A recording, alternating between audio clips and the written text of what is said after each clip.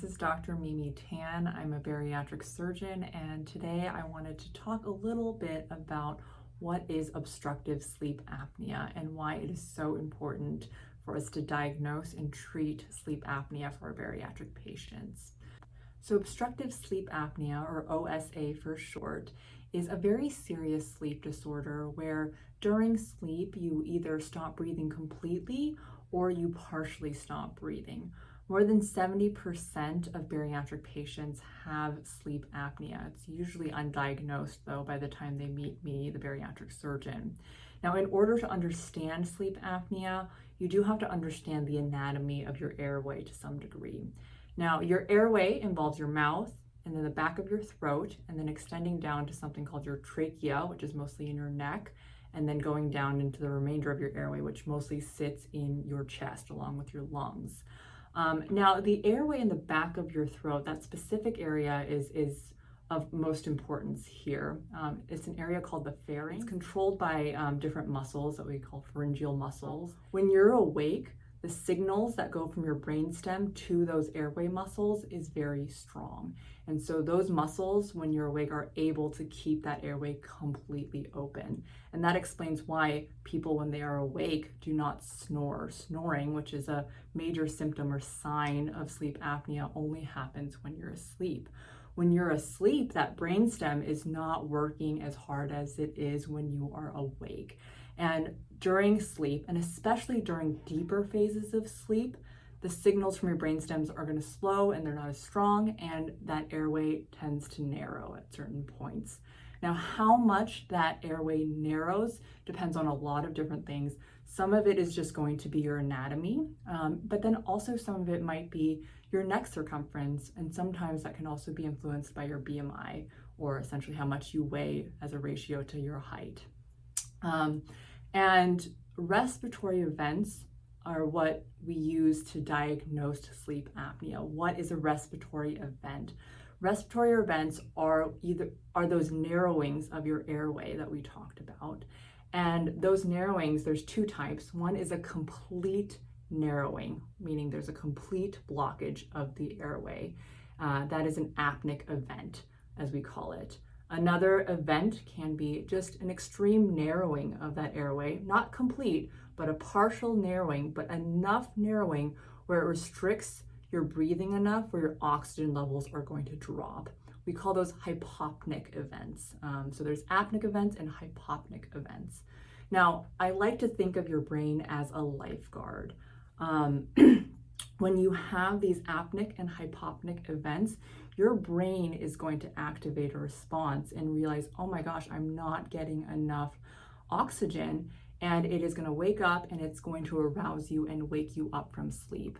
Now, that awakening may be very brief, but it basically allows your airway to reopen and for you to gain your oxygen levels back up again. You'll usually fall back asleep quite quickly, and most people are not aware of these frequent awakenings. Now, these awakenings, they can happen multiple times a night. And again, you might not be aware of these awakenings happening. But what happens to you over time are each of these events are little stressors to your system, right? Each little event is going to activate your fight or flight response to some degree. And over time, those little stressors, they do add up and they can contribute to increasing your risk for cardiovascular disease. On top of that, people who have sleep apnea tend to have less restful sleep.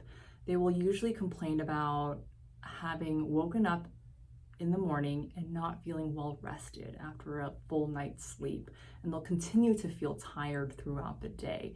And the reason for that is just you're not having a continuous night of sleep.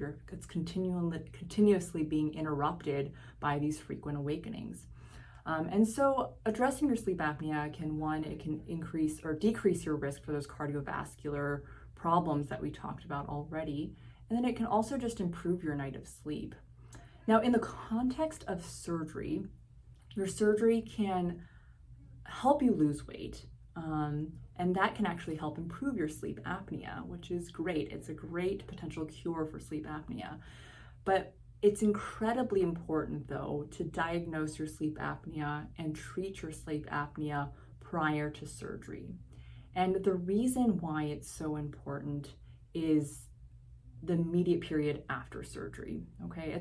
There's no issues necessarily during surgery, but it's that recovery time after surgery. After you've had anesthetic and after you've had the stress of surgery, your body will have worse apneic events than they did prior to surgery. And this is not forever. This is just the immediate hours and a few days after surgery. But what we do know is that you are at increased risk for having more severe episodes of apnea.